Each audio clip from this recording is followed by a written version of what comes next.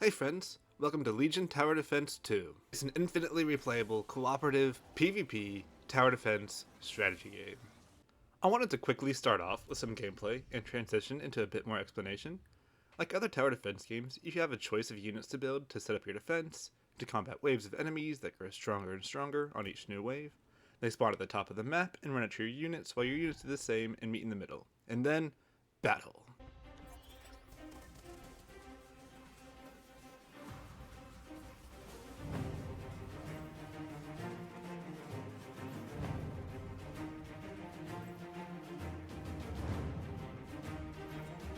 The goal is simple. Pick your army, build up your defenses, survive, and destroy the enemy's king before they destroy yours. However, accomplishing that is a very different story. Each player picks a mastermind or theme that largely determines how you play the game. Most give a choice of 10 units, of which you can pick 6, and understanding which mastermind works for you and what units to pick will take some time to learn. Currently there's 14 masterminds and 58 units, which may seem a bit overwhelming, but it allows for infinite replayability and unique ways to play.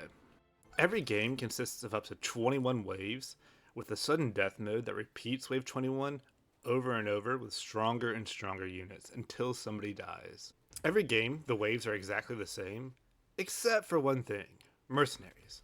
These are units that you can send to your opponent to boost the strength of the wave and are almost always necessary to win the game.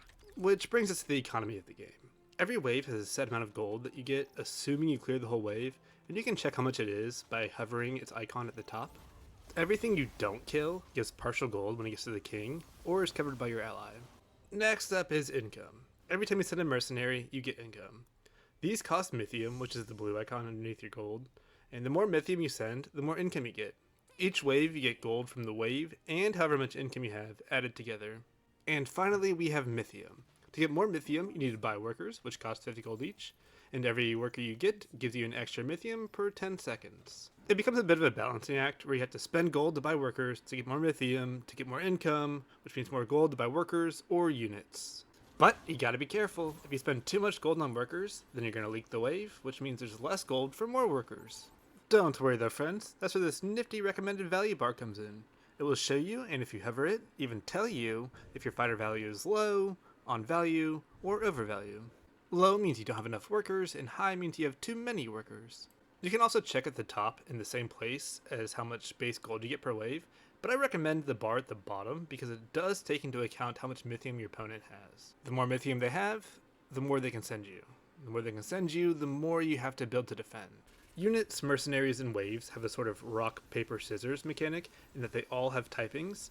One type can be strong versus the wave or certain mercenaries, while being weak to other waves or other mercenaries. You can check by clicking the book icon in the bottom right to open the attack effectiveness chart. It looks a little confusing at first, but the defense type is at the top and the attack type is on the left. For example, a unit that does impact damage will do 20% less damage to anything with the swift defense type, and 10% less damage to anything with the natural defense type, but it gains 15% attack damage to both fortified and arcane defenses. Pure and immaterial have neutral damage and defense to everything. The book icon also pulls up the wave guide. You can hover over the icons and it will tell you what attack and defense type the wave is, and the recommended type you should build to beat it.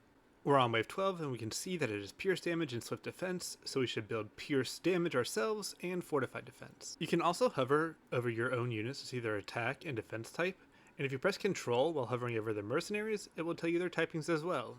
The last thing I want to go over is the type of games you can play. The most balanced in main queue is called Ranked, and is a 2v2 between you and a friend or a random ally versus 2 other players.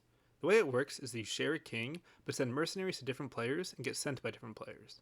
What I mean is the person you are sending into is also the person sending into your ally, and the person your ally is sending into you. If you hold a wave and your ally doesn't, then whatever units you have alive at the time teleport to the king and try to defend whatever your ally leaked. The other team gets extra gold for those units they got through, and they also get gold for any damage done to the king. I forgot to mention this earlier, but you also get bonus gold for killing any mercenaries sent to you that you defeat, which means your enemies do as well. And you can also hit this auto button to automatically send all of your mythium for the next round. There's a lot more strategy involved, and it's a lot of fun to learn, but if ranked is too much pressure at the start, you have a couple of options. There's the classic game mode, which is similar to the ranked, but it's a 4v4, and people can vote on some fun rules, which changes how the game is played.